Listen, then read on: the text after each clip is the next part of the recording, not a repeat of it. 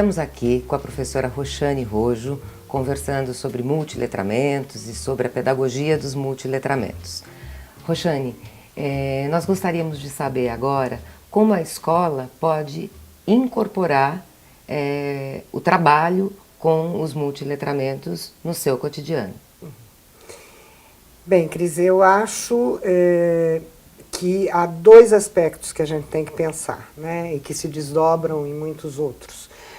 Um aspecto é a questão do currículo, né, de como é que eu junto um currículo que foi forjado para o letramento da letra, leitura e produção de textos escritos, né, com esse novo funcionamento dos letramentos, sobretudo nos dispositivos digitais, né, que é um funcionamento que implica que se trabalhe os multiletramentos também, né?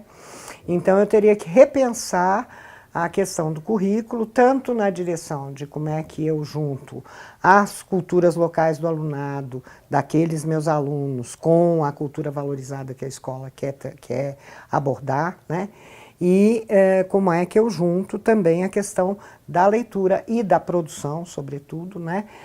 Das diferentes linguagens, né? Nos textos que circulam, por exemplo, em ambientes digitais, mas também na televisão, etc.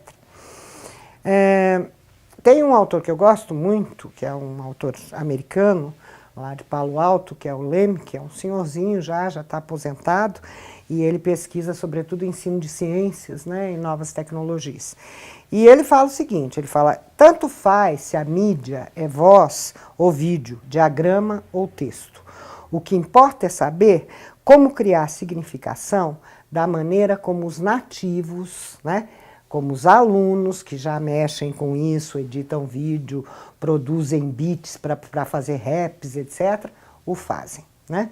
Então, quer dizer, eu tenho novas ferramentas de leitura e produção que eu teria que estar explorando, né? E, portanto, eu teria que ter tecnologia em sala de aula, um currículo revisitado e tudo mais. Mas isso é muito ambicioso e é, digamos, um projeto escrevendo o futuro, né? Agora, a segunda questão é a questão de que isso também implica mudança, não só no currículo, no material didático, nos dispositivos, mas também numa pedagogia, né? Não é possível fazer isso de maneira transmissiva, né? Até porque muitas vezes os alunos sabem mais disso do que o professor, que não tem a menor importância. Disso que eu digo é do uso da ferramenta, do dispositivo, da produção, né? Quando o grupo de Nova Londres, né, esses autores que falam sobre multiletramento e sobre pedagogia dos multiletramentos, fala da pedagogia, eles propunham, né, porque depois eles tiveram muita reação da pedagogia mais tradicional nos Estados Unidos e deram uma bela de uma recuada. Mas propunham, lá em 2000, um diagrama, né, para dizer as coisas que entravam na pedagogia dos multiletramentos. Esse diagrama é um quadradinho aqui, que eu acabei de abrir, e que ele tem 4 quadrantes, tá? Que claro que se interpenetram, tem um símbolo no meio para mostrar que eles se interpenetram, mas que são requisitos, né? O quadrante aqui em cima é o usuário funcional, ou seja, eu tenho que saber operar o dispositivo e os seus programas e apps. Isso é o requisito mínimo. Além disso, é preciso que ele seja criador de sentidos, produtor, portanto, mais do que consumidor, criador de sentidos. Para ser criador de sentidos, ele precisa ser leitor crítico ou analista crítico. Ele precisa analisar criticamente, ler criticamente aquelas coisas que estão disponíveis no digital, né? Para daí ser criador de sentido e, com isso, sentidos que transformem, sentidos modificados, né? É um pouco o nada se cria, tudo se transforma, né? Que é a ideia do remix. Criar a partir do que os outros já fizeram, né? É uma pedagogia completamente diferente que a gente ainda não experimentou, está começando a experimentar.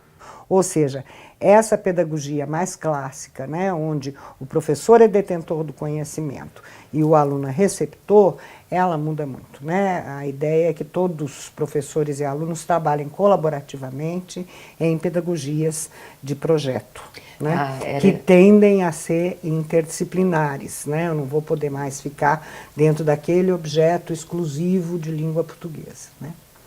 Era exatamente isso que eu ia te perguntar, que isso que você está dizendo combina com uma pedagogia de projetos. De projetos, e em geral interdisciplinares. Claro que não transdisciplinares envolvendo todas as disciplinas, né?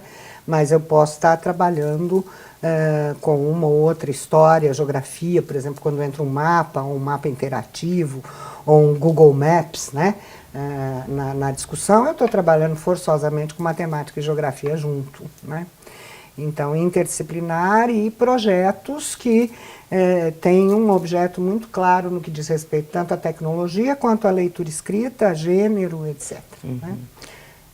E por falar nessa questão dos projetos, a gente também fala muito na escola sobre o aluno ser proficiente em leitura e escrita. Mas uma outra questão se coloca agora, que é como ele é ser proficiente na leitura e na produção desses gêneros que estão aí no ambiente digital. Né? O que a escola pode fazer sobre isso? Então, eu acho que o grande perigo aí é a escola pensar o digital como um tablet de PDFs de escrita, né? Então, basta eu ter o dispositivo lá, que eu vou botar coisas sobretudo escritas e continuar trabalhando, né, com os descritores de leitura escrita para o letramento da letra. Não é disso que eu estou falando aqui, né? Inclusive, a pergunta é um pouco, brincando com vocês, Deus e sua época, porque quando você diz como ser proficiente nos gêneros do ambiente digital, a pergunta é justamente quais, né? Porque meu nome é Legião. Então, vocês vão ter desde meme, GIF, que estão circulando aí no Facebook, nas redes sociais, que são também ambientes digitais para circulação de gêneros, né? Como se comportar em Facebook, por exemplo, em rede de mídia, como se promover e ganhar dinheiro em rede de mídia, que é profissão hoje em dia, né? Por exemplo, no YouTube. Enfim, são letramentos muito variados, né? Como produzir um remix, um AMV, um Photoshop, uma arte digital, um poema visual, um cyberpoema, enfim, né? Os gêneros são legião. E a questão é, cada um deles vai envolver, não vou falar em capacidade, não vou falar em competência, não vou falar em alfabetismo, não vou falar em habilidade, né? Vai envolver práticas e procedimentos técnicos funcionais específicos, né? Quando eu brinco é Deus e sua época, é Deus e sua época porque é o que a gente está estudando agora. Quando o Lemke diz, o que importa é saber como os nativos o fazem, né? Como é que o MC Bin Laden faz seus raps, como é que um remixer como o Timbufan faz seus remixes, etc. Eu vou ter que ver mesmo como é que isso é produzido, sobretudo, né, para poder ser um leitor crítico daquela produção, né? E é isso que a gente está estudando, né? A gente tem, no meu grupo de estudo, que é eu e meus alunos, basicamente, a moçada, né? Porque sem a moçada a gente não... É o que eu falei, o professor não transmite, eles é que me ensinam, né? Não sou eu que ensino a eles. A gente trabalha colaborativamente na produção do material e na reflexão. A gente tem dividido em áudio, trabalho com áudio, seja música, seja podcast, por exemplo. Viding, que é uma grande categoria, vai desde vídeo promocional empresarial até remixes e AMV e tal. Animação, né? Design, a gente chama de design, porque pode ser animação, pode ser arte digital, pode ser Photoshop, pode ser arquitetura digital. Áudio, vídeo, design, né, que a gente chama uma grande categoria que é design, game, que é um caso à parte, né. Game pode ser um exemplo muito interessante, por exemplo, né, de trabalho, e tem toda uma corrente de game learning defendendo a gamificação dentro da escola, né. Eu acho que é um dos ramos, não é o único. Por exemplo, estava lembrando de um game que foi feito com uma tribo indígena, Kaxinawá, né, para fazer circular os mitos da cultura Kaxinawá. De novo, a multiculturalidade. O que aconteceu? Foi lá um rapaz de vídeo, né, de vídeo, editor de vídeo, um rapaz que era arquiteto, e eles foram fazendo game, né, que conta, parece um pouco, a estrutura do game é parecida com o Mario Bros, né? O índiozinho vai lá pulando e tal, e pegando as coisinhas e tal, mas que acaba contando o conjunto de mitos fundantes, né, dessa cultura Kaxinawa e dando visibilidade, portanto, aos Kaxinawa, né? Então, o resumo da ópera a gente não sabe muito ainda, né? A gente tem algumas coisas, o povo de multimeio sabe de vídeo, o povo de música sabe de áudio, mas é preciso um grande trabalho transdisciplinar dessas áreas para entender o que acontece na geração. E os gêneros se multiplicam e aparece cada dia um novo, né? Então, como muda o tempo todo tem desafio. Cada professor vai ter que refletir o que ele gostaria de fazer, tudo é possível, mapa interativo, linha do tempo, enfim, a gente trabalhou recentemente com algumas propostas, trabalhamos edição de vídeo, podcast, tudo isso é possível de ser feito desde os pequenininhos, né? Então, cada projeto escolar, de certa maneira, vai ter que escolher, cada projeto de professor, né? Um projeto que traga benefícios também para o letramento da letra, que esse deve ser um critério aí, né? Quais os gêneros do letramento da letra que eu quero trabalhar, qual esfera e que ferramentas mais se prestam a isso, né? Muito bem.